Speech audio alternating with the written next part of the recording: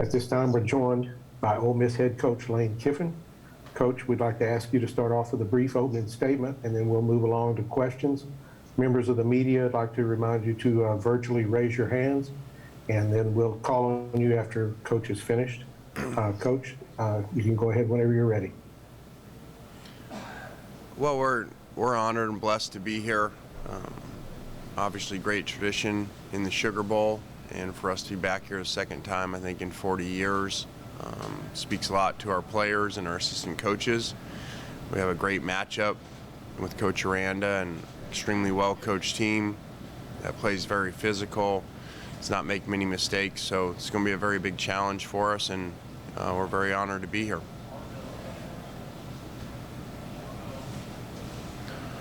We'll start off with the first question from Parrish Alford, Northeast Mississippi Daily Journal.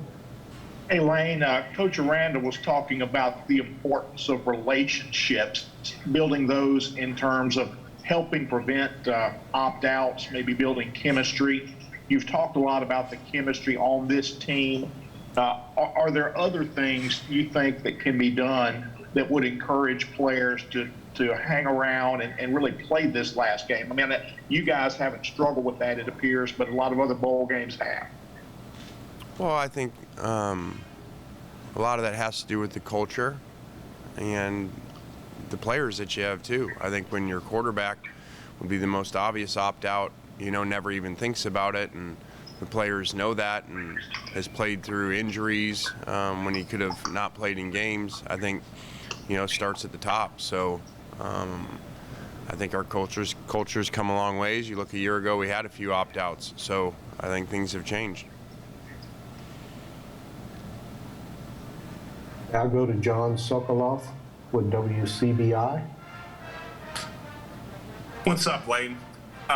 Just 2 years ago, 2019, this team won 4 games, and now, they're playing in the Sugar Bowl. I know you weren't here for that in 2019, but a lot of players were on that team, and to see kind of that rise and them all being a part of that journey together, based on your head coaching experience, do you think that, kind of going through a leap like that, do you think that kind of helps add to their culture and the fact that guys have been through a climb like that? Like, how much does that kind of help cohesion? I think a lot. Our last job at FAU, they had won 3 games and then won 11 games our first year. So we were able to see that and excitement, and they'd only won 3 games for 3 years in a row. It's exciting to be part of, as opposed to just being on the top. Staying on the top is working your way up to the top, and I think our players have a better appreciation for being here because of that. Thank you. Yep. We'll move to Eric Kelly, KWKT in Waco.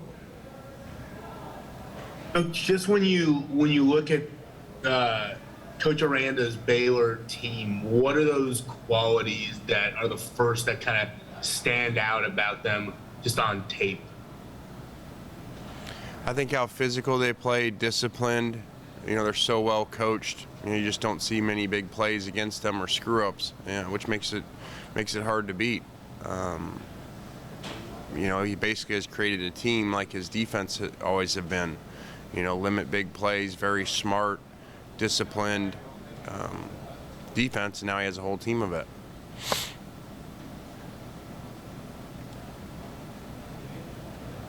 Moving along, Nick Suss with the Clarion Ledger.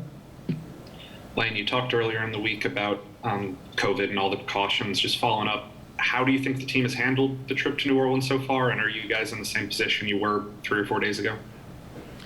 I think they've done well. As you guys know, we came down here as late as we could to help that, so it's not been ideal for them from a fun week, but it is what it is, and I think we're blessed to be in a big-time bowl, so they could understand the importance of staying locked down for the most part and being COVID safe, over going and having fun.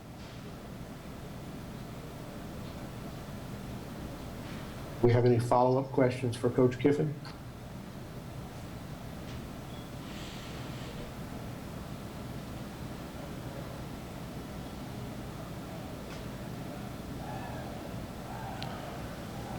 All right, guys. Let's Thanks. move to, Coach, we have one more. Oh, sure. Let's move to Neil, sorry about that. Neil McCready, rebelgrove.com. Hey, Lane, I was just kind of wondering if you could comment on the reports about Charlie Weiss Jr. joining your staff, and then follow up on that. Do you expect more coaching staff movement on your staff after the game? I think that's always the case. You know, when you do well, you know, you a lot of times lose coaches. That's part of it. You know, you don't lose many when you're not doing well. So, you know, with winning, a few problems come, and that's one of them. We lost a few last year, and so we're excited to bring Charlie Weiss on board.